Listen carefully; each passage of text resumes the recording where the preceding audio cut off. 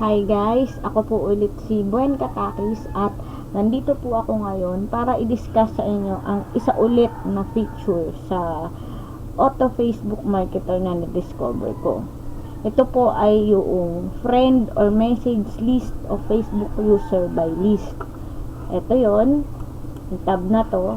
Then dito natin magagamit yung Facebook profile URLs na isinave natin galing sa scrape profile URLs. Start na tayo. Dito sa what would you like to do, dalawa yung pwede mong gawin. Message user and friend user. Ang una nating iti-test is yung friend users. Dito sa choose file, click mo yung choose file, then yung file name natin na isinave na notepad, which is the informatics.txt. Choose mo lang yon, then click open. Sa maximum before delay, ang recommended number natin is 10 to 25. So, pili ka lang doon. Then, delay before next batch in minutes, gawin natin dito ay 10 minutes. Then, ready na. Click mo na yung run.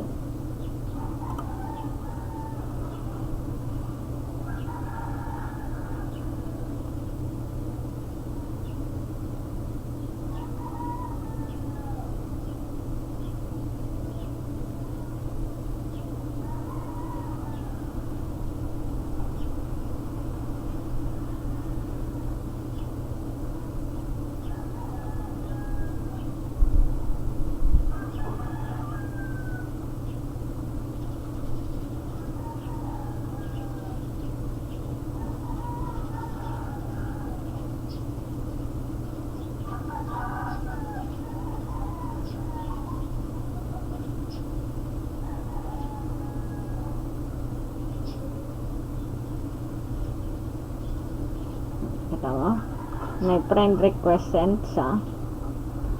Minsan guys, meron talaga na hindi mo ma-add na friend kasi parang strict sila. Ayan.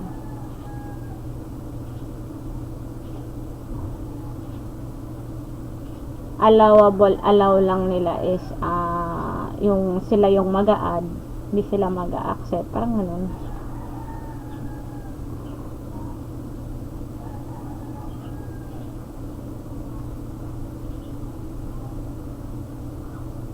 But dapat supposedly ito, yan, tulad niyan, hindi nyo nakikita na friend request sent, pero supposedly dapat yan ay mag-friend request kapag ni-run mo. Okay guys?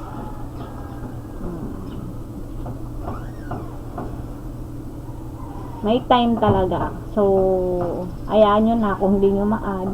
Marami pa naman na iba na pwede kayong i-add. Okay? Stop na natin. Yan. Then, ang next feature po nito is yung message users. Dito tayo sa message users. Same maximum before delay 10. And yung delay before next batch ay 10 minutes. Then, dito sa message, magpipaste ako ng aking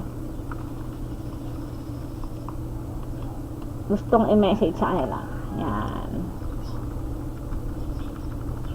Ready na siya. Kinapipaste ko lang yung template ko. Then, run it.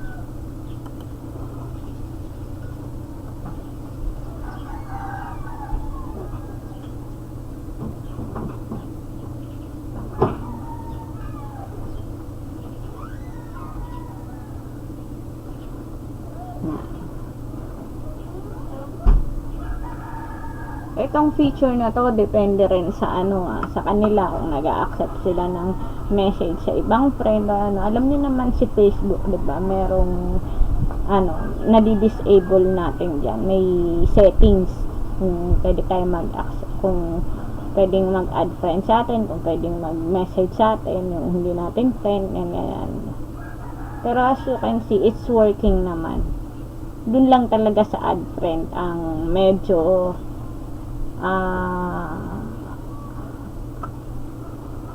ang aking napiling mga ano ay hindi na-add. Yan, di ba? Your message was successfully sent.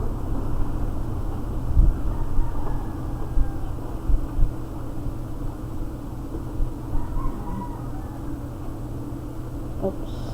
Pwede natin to. Ika-cancel ko to. Cancel natin. Cancel ko lang yan.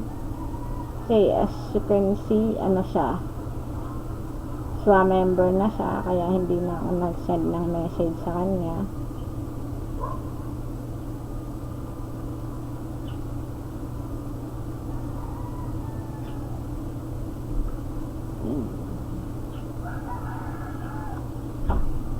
Okay guys, ayan, kita nyo kung gaano ka-powerful ang tools na to.